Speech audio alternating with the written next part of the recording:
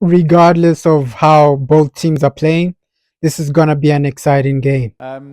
Without Cole Palmer, where would they be in the league? He is the standout player, one to watch for sure.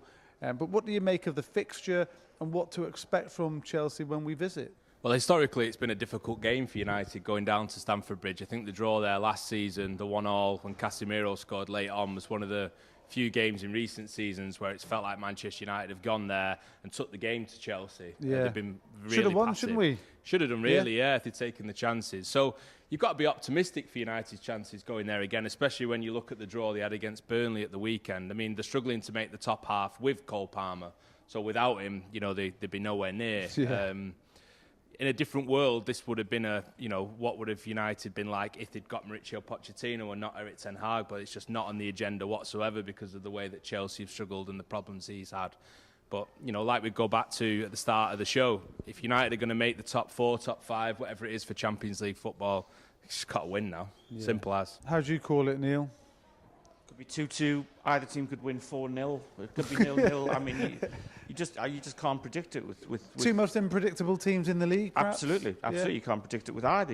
And there's so many corners being turned by both teams. I mean, I'm dizzy talking about corners being turned here because I always seem to end up back at square one. But if Manchester United play to their best, yes, I think they'll win.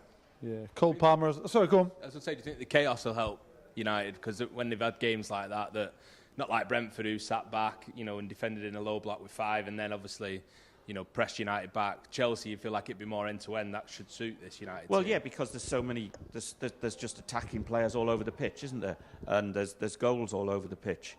If there's the space for them to exploit, so very much so. You can see it being a high-scoring game. Both United and Chelsea have struggled this season, but I'm looking forward to this game. Right? Chelsea have brilliant players. Right? I really admire someone like Cole Palmer. This season, he's just gone into that Chelsea team and made it his own. Right? He's been brilliant this season. Cole Palmer. When you just watch him, you see the technical ability. You see his decision making is top class, right? He's an amazing player. He's one of the players we have to watch out for, right? And obviously, their biggest liability is their strikers, right? Someone like Jackson, he's gonna miss a lot of chances. He misses a lot of chances. So that's a massive advantage for Manchester United, right?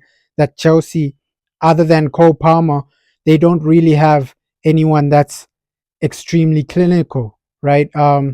Yes, Jackson will score goals here and there, but he needs a lot of chances to actually score.